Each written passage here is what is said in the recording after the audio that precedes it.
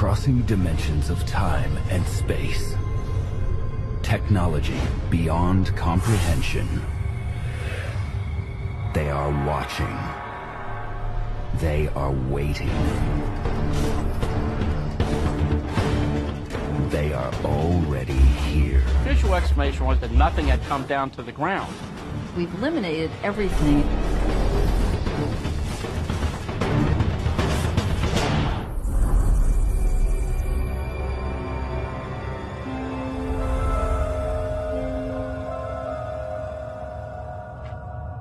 Kecksburg, Pennsylvania, 1965.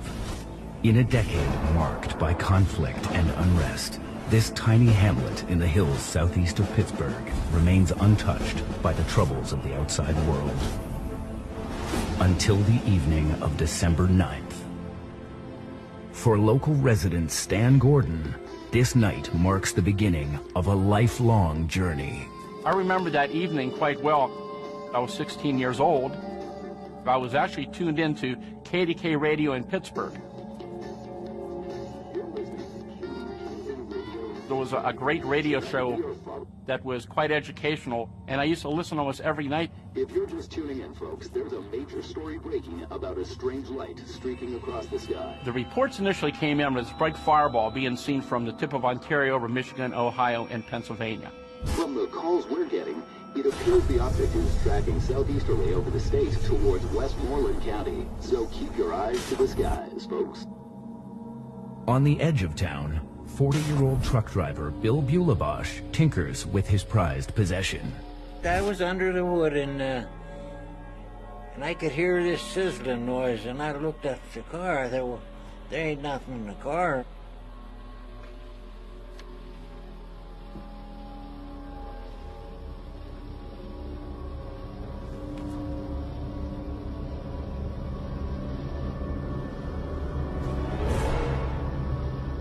Looked up and I seen this streak of fire, and I said, oh, what's this? And it was up about 1.5 miles, 2 miles. I watched it and it went towards the mountain. And then it went up there so far and it turned around and come back again, and it seemed like it couldn't make up its mind where it was going to land, you know. And then it made it turn and went right into the woods.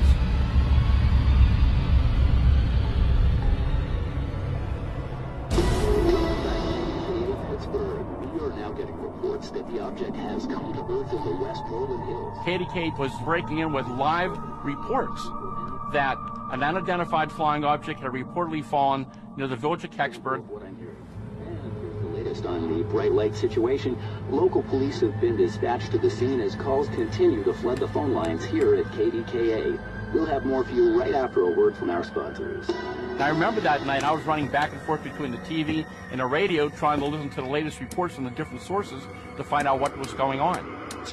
There was some thought that maybe this had been an airplane that may have exploded in the sky out towards Greensburg, towards Westmoreland County.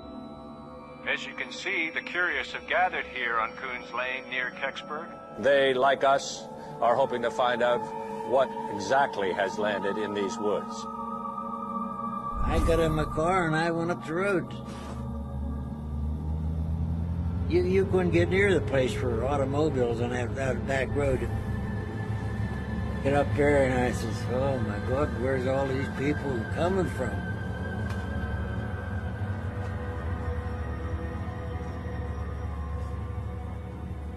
Cruising the Kecksburg Hills in his new car, William Weaver tunes into the local radio station. I was 19 years old at the time, and I heard on the radio that something had landed there.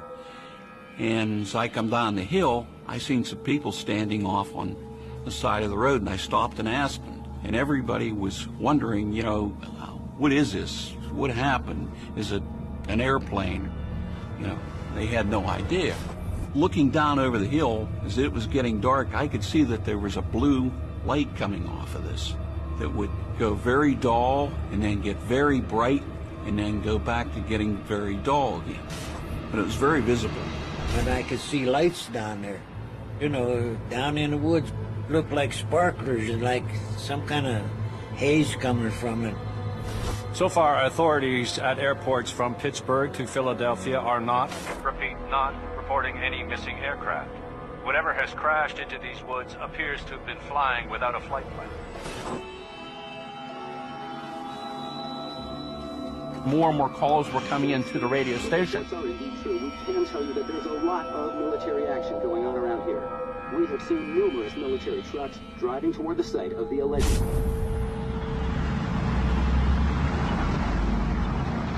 explanation from the military. Seemed very intriguing. As you can see, Why would the curious military be have coming gathered in here on unless they felt that there was some reason to come out there that night? Here was the Army. They were all there in their guns and everything. They kept everybody up there on the road. All we're able to observe, apart from the ongoing military activity, is a strange blue glow emanating from the site. I don't think anybody in that area had ever seen that many soldiers in Kecksburg. There was no bluff involved in what they were making the people do. They told me, back my car out of there and get out of there right away. It's either you move it or I'm going to confiscate your car. The military has blocked off all incoming roads. Soldiers and state police are not allowing anyone near these woods. Some people have gone on record and said that soldiers actually aimed their weapons at civilians to prevent them from going down into the area. Why would so many military personnel be sent to a small farming community with armed soldiers aiming weapons at certain civilians trying to get down to the site? Where did that jurisdiction come from? And what was so important down in the woods that they didn't want the public to see?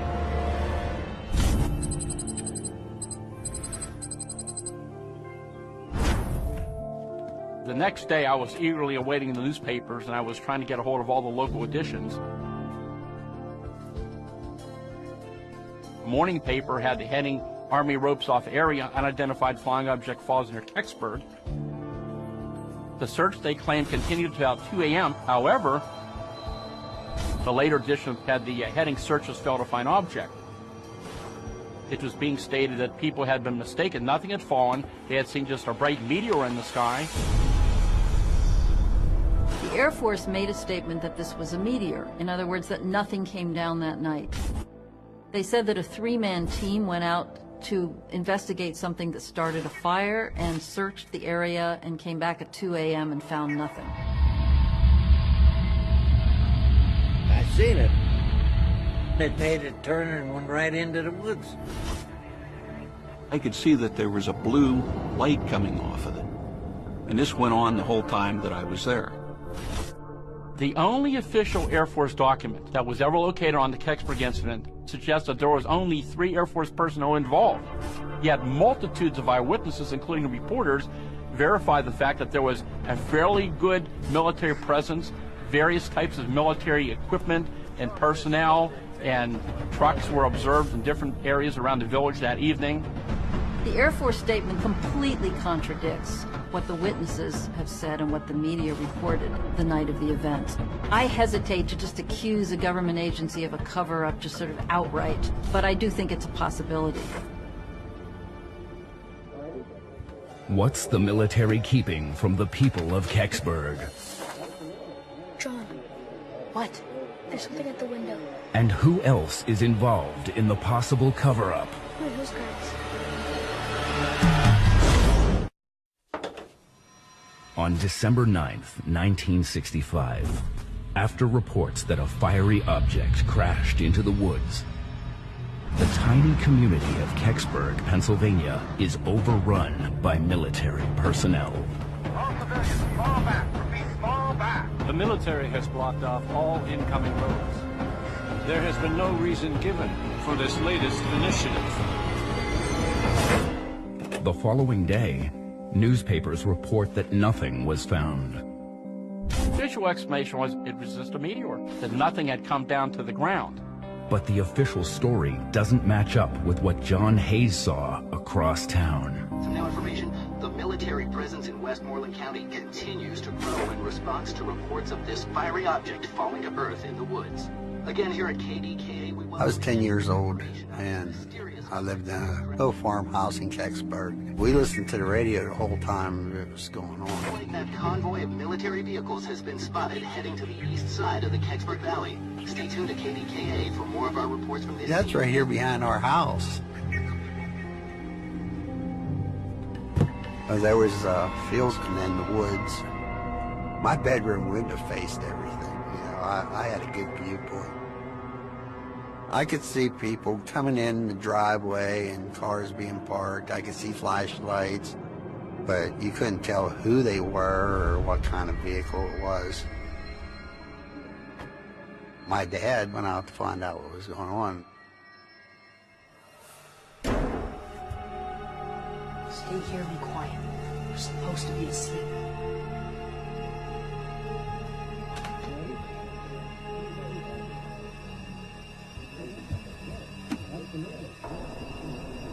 When my dad came back in, he wasn't alone. There was military people with him. My house was converted into military base for a little bit.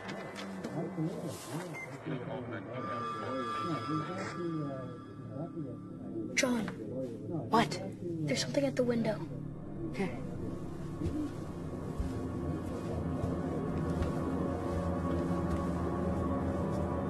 I seen these guys.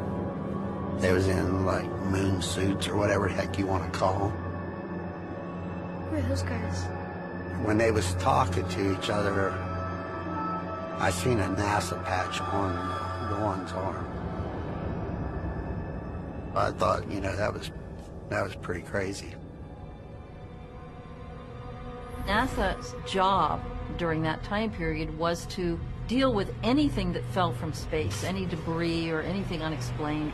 NASA would go to the scene and retrieve the thing that fell. If the statement released by the Air Force is true, and nothing was found at the crash site in the woods, what is NASA doing in Kecksburg? They had a box with them, a big box. It's probably about 4 foot wide and about 8 foot long.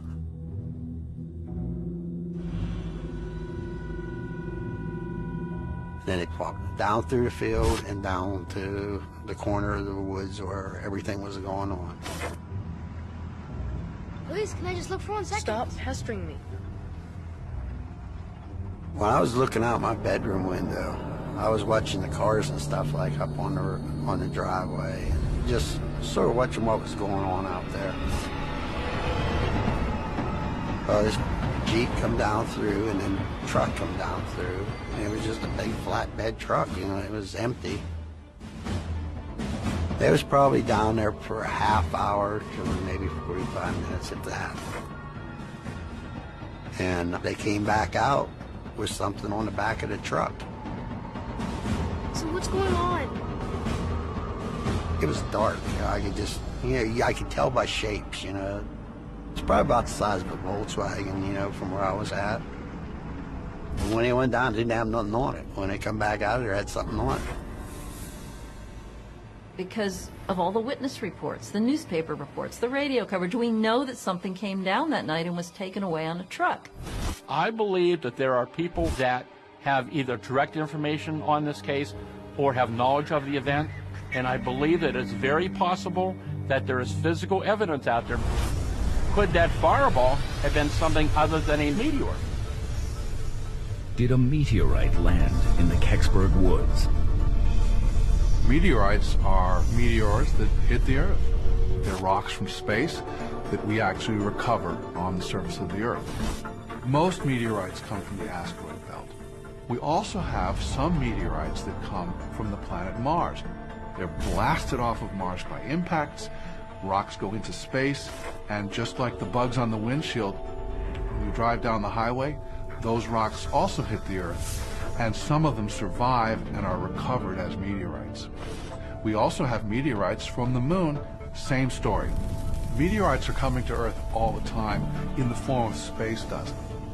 We estimate about 100,000 tons per year of fine-grained material. Rocks the size of my hands, the size of a basketball, the size of a car are much rarer. They brought these special boxes in. They took it down toward the impact area. So the question is, what were they going to put on those boxes? In the mid-60s, there was a heightened awareness of the potential that meteorites could carry alien life forms.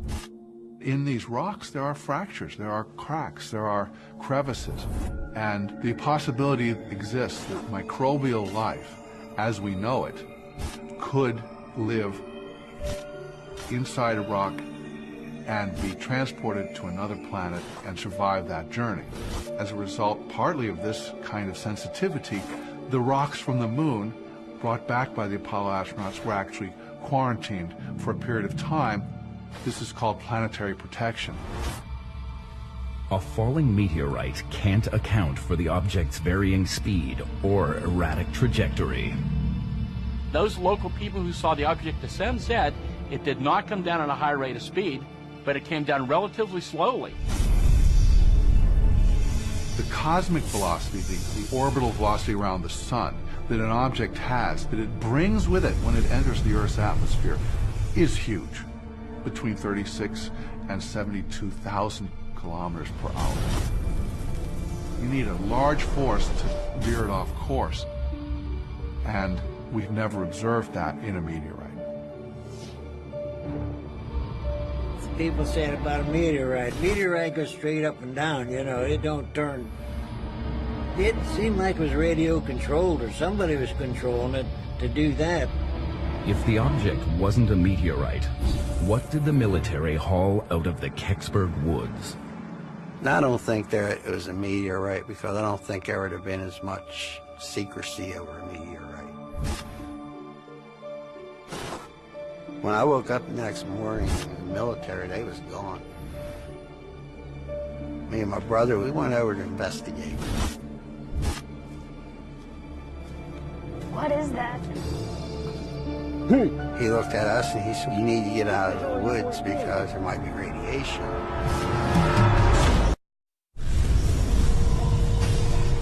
After a fiery object crashes in the Kecksburg woods, the Air Force claims witnesses saw a meteor flying across the skies and report nothing was found in the area. I was wondering, like, well, why would the military be coming out there unless something important had happened? That same evening, across town, a large covered object is secretly removed from the woods. I couldn't swear on my life what it was. I just know that they took something out of there. The next morning, John Hayes and his brother make their way down to the crash site. We'd seen something on the other side, and we just couldn't figure out what the heck it was, so we went over to investigate. We walked down through the woods, because everybody's pretty much cleared out by then. Do you think them people are still here? Don't hear no trucks or nothing. If you looked out through the top of the trees were all broke off.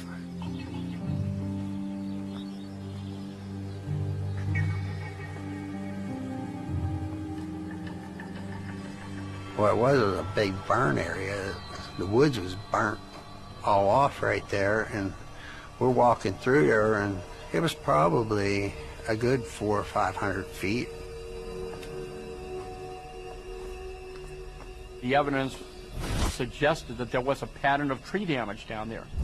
It was not a situation where the whole forest was damaged by some kind of ice storm or something. There were isolated trees that were kind of in a trajectory that made sense for an object that was coming down and fit the descriptions of what the witnesses had said.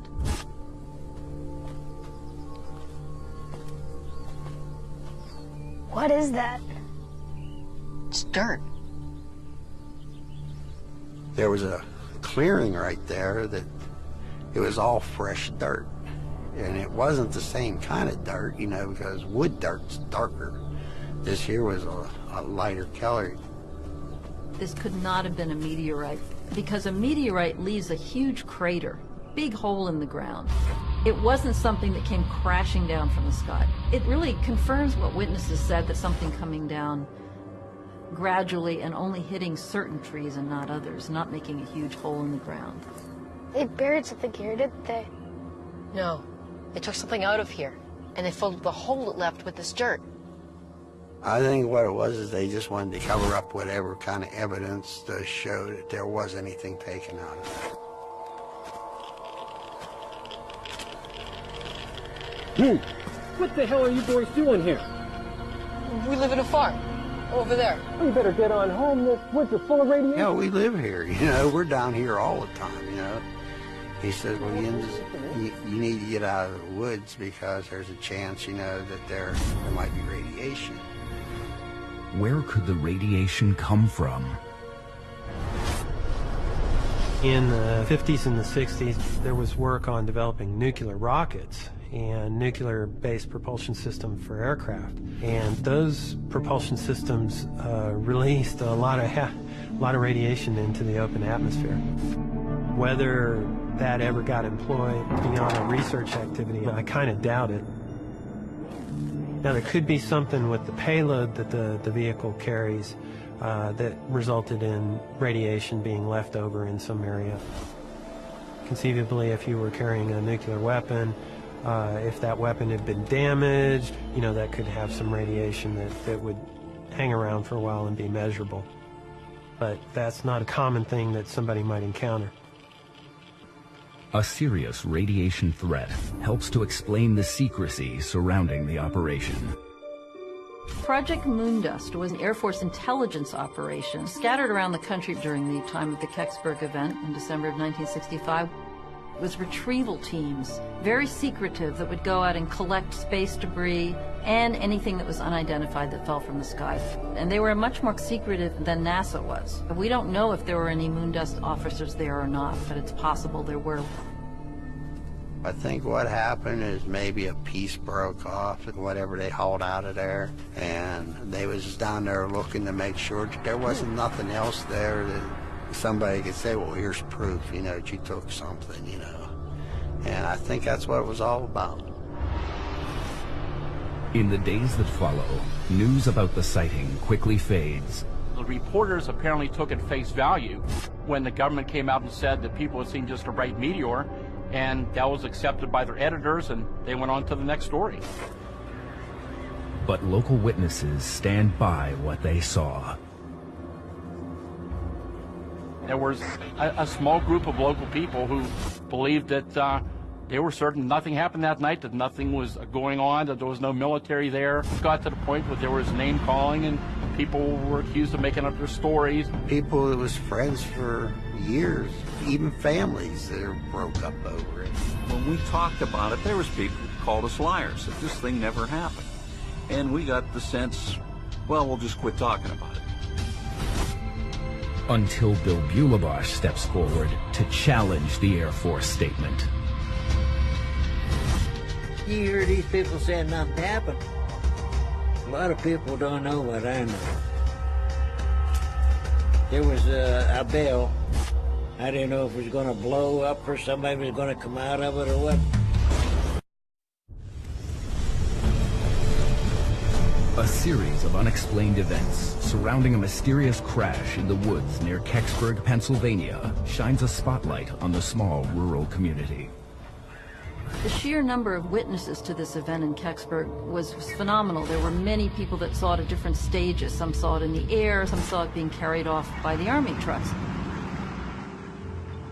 But official sources deny military and NASA presence and maintain nothing landed in the area. Even though teams of men in anti-radiation suits are seen combing the woods. The government never come out and said this ever happened. They didn't want to publicize. They were trying to kill the whole subject. I think the confusion was the fact that nobody really knew for sure what people had seen.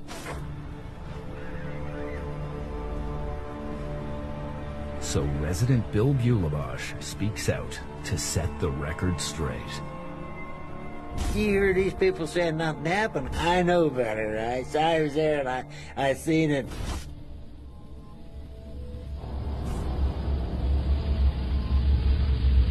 After it disappeared, I figured, well, I'm going up there to see what it was.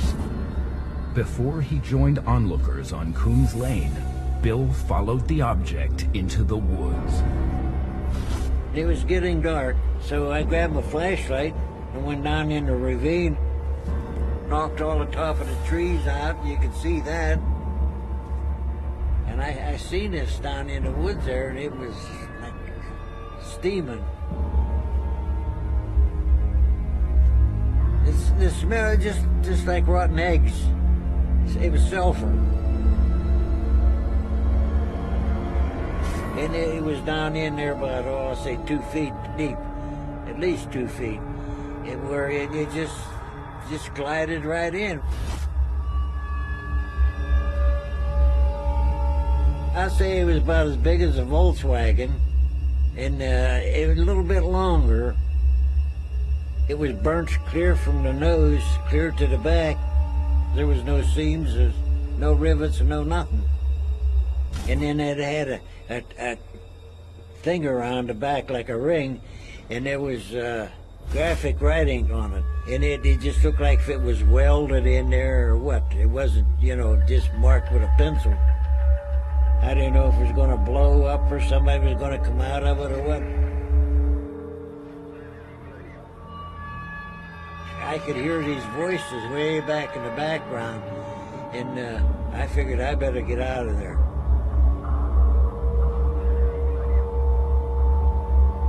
They, like us, are hoping to find out what exactly has landed in these woods.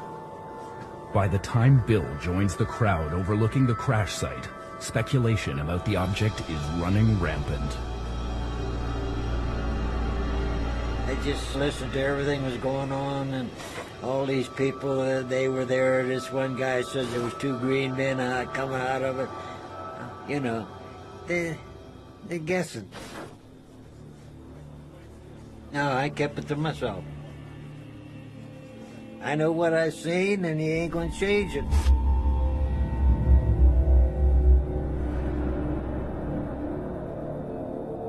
Fact is that here was something that was on the ground, it was a physical object, and apparently the military came in that night and recovered the object. So now we have to question what was really going on here, what was the object, and why hadn't the government come forth to tell the public what really happened that night? One of the first theories was that this could be Cosmos 96. The U.S. Space Command and the Russian space agencies have told us that a Russian satellite called Cosmos 96 came down the same morning as the Kecksburg event. Cosmos 96 was a probe that the Russians had created that they were sending to Venus. It was about 9 feet by 15 feet. Since it was from Russia, it had this Cyrillic type writing on it. So there are points of Cosmos 96 that, you know, are valid and could actually match up to this. 2, 1, 0. Back in the 1960s, you had the whole space race, you had the Cold War going on at this time, and it was very important that we can get our hands on Russian technology and they can do the same with our technology. The Cosmos 96 had whatever the most advanced Soviet technology was at that time. And what was important as far as getting our hands on it, if we could, was you could figure out how big a missile Russia could create. I can understand the government not want other countries to get access to whatever technology they felt they could recover from this amazing thing that had just come down. The military shows up within hours, and they come in with a flatbed to take something out. They would not do that if it was a meteor. They would do that if it was a secret Air Force or Soviet object that crash landed in Kecksburg. Was speculation that it was related to that event, but in more recent years, more data has surfaced, which seems to eliminate that possibility. The U.S. Space Command indicated that Cosmos 96 had re-entered the Earth's atmosphere over Canada at 3:18 in the morning. Russian satellite came down about 15 hours before the object came down in Kecksburg, Pennsylvania. This event happened around 4:47 in the afternoon. So we know that Cosmos 96 did not come down in Pennsylvania all those hours later. If it wasn't Cosmos 96, what landed in the woods that night? Bill described the object like a big metallic acorn-shaped object. Another theory is a Nazi UFO program. The Bell.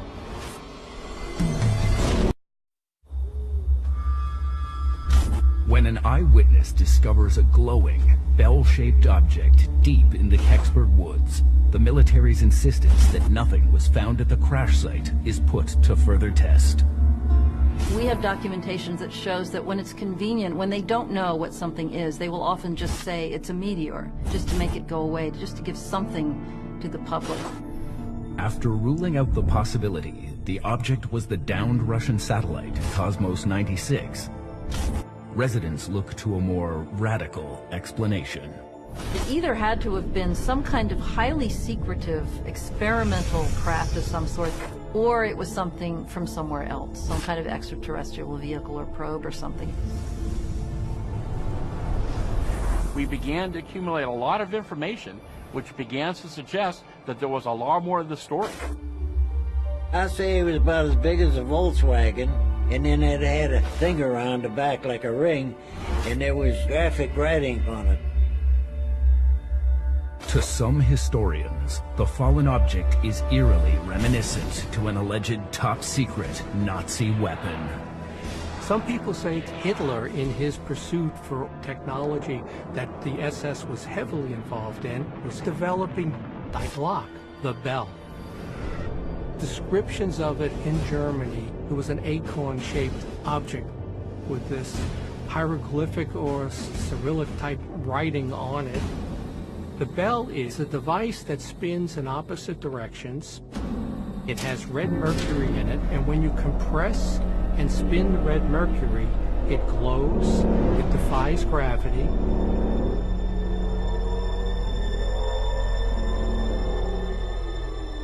The purpose of the bell was an object that can really manipulate time and space.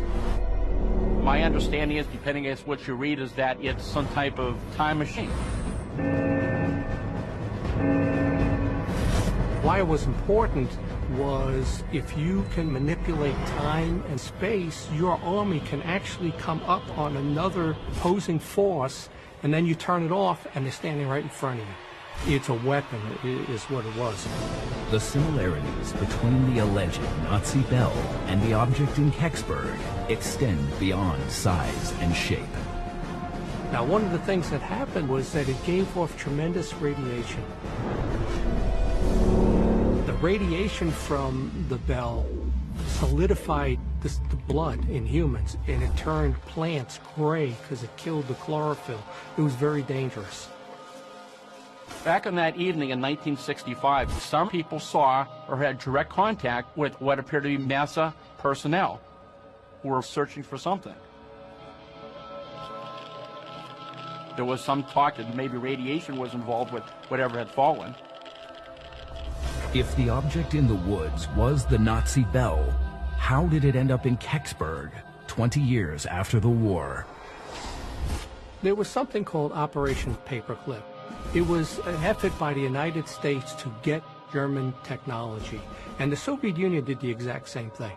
So another theory for the Kecksburg crash is that either the United States or the Soviet Union got their hands on the technology for the Glock, the bell.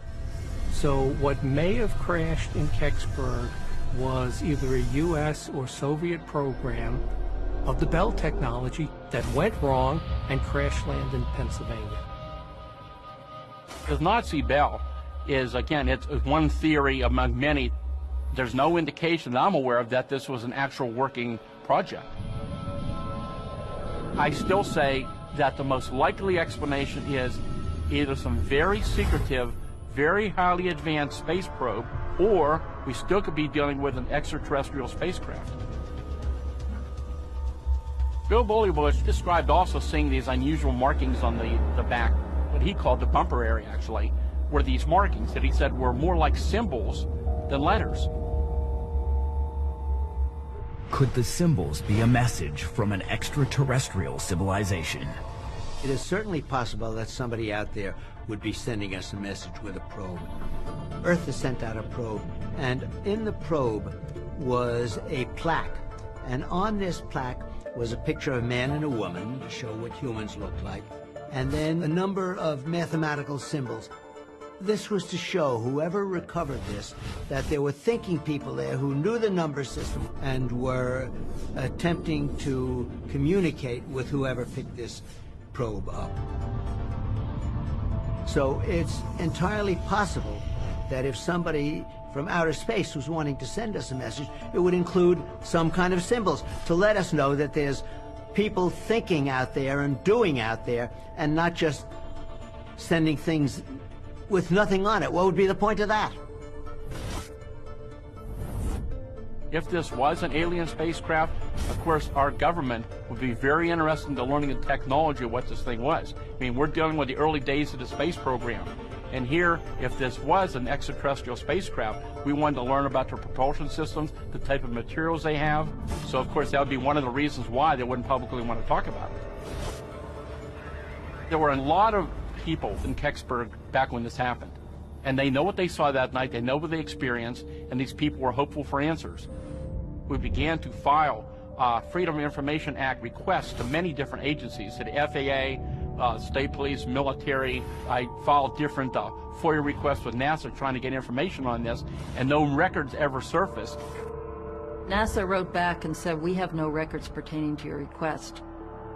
It seems highly unlikely that NASA would have nothing on Kecksburg, because NASA's job during that time period was to deal with anything that fell from space. The other thing is that witnesses report having seen NASA officials on the scene.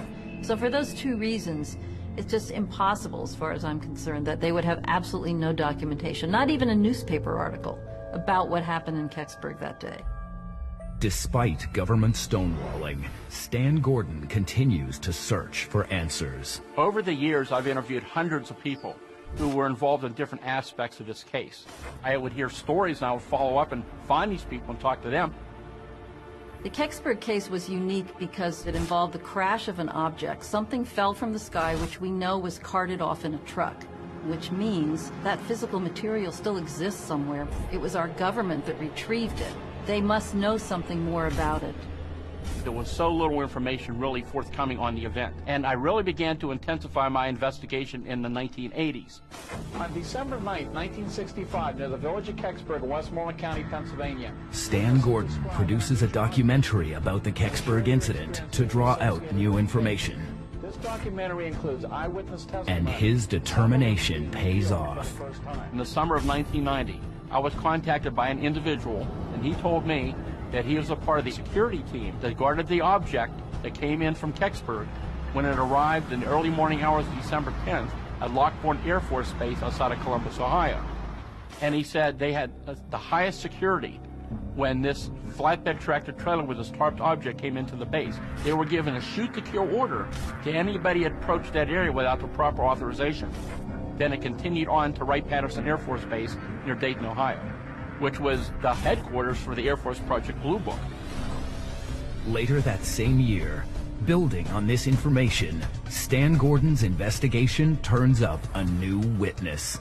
I received a phone call from a fellow, his name was Myron. Myron went to the base. They were told, don't be looking around. He was trying to figure out what was going on. He got inside that building, and he saw something up on the scaffolding.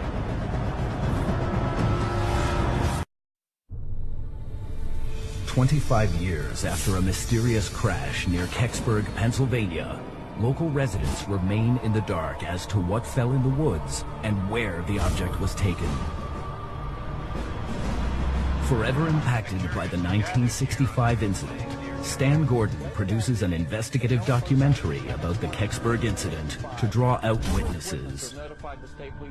In 1990, a former truck driver from Ohio comes forward for the first time and agrees to tell Stan his story.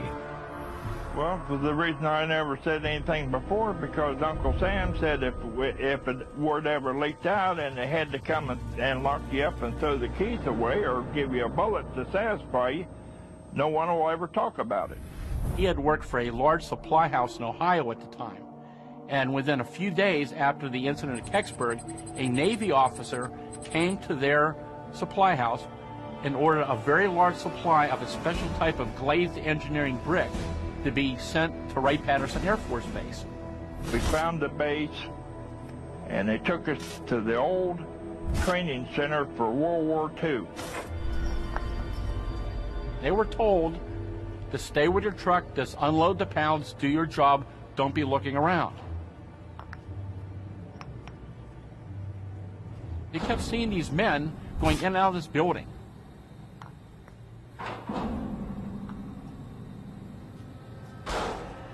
So when he didn't see anybody around, he went and looked in the entrance of that building.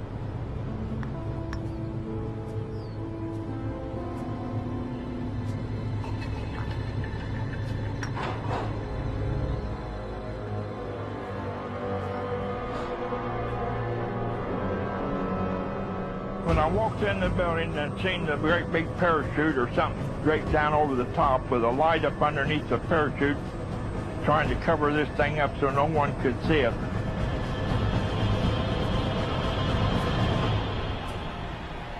It was sitting there on stilts. It had a bell shape there, and they was working on it.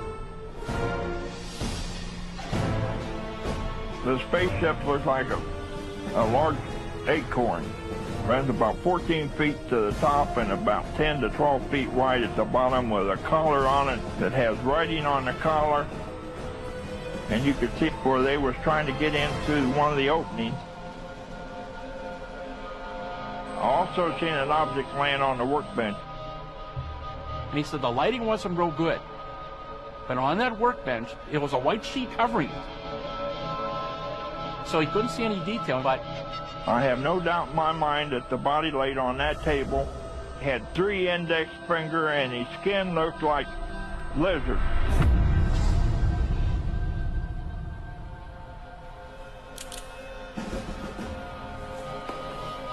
he said he was threatened and he was told that you're never to tell anybody about this story. We'll put you in jail and throw away the keys.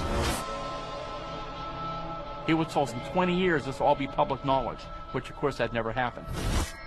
I'd be interested in going to a grand jury and tell them just what I seen. They brought these special boxes toward the impact area. Is it possible that what Myron saw could be related to the boxes?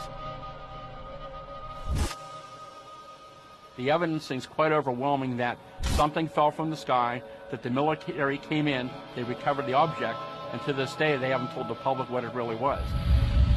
I think definitely something came down in Kecksburg. As to what it was, we've eliminated everything except for some kind of American government secret object they might have been testing, or something extraterrestrial. Whatever it is, they're just keeping it to themselves, and I will go to my grave without knowing anything about it. They'll tell you they didn't take nothing out of there. But I seen it, I know it. They ain't telling me no different. The government owes the people of Kecksburg, in fact the whole country, an explanation for what really occurred that night in 1965. I believe that there are people that have either direct information on this case or have knowledge of the event, and it's very possible that there is physical evidence out there, mainly in the way of photographs, that still exists today. You're always hopeful that it's that next phone call that's going to give you that final information that's going to close the case forever.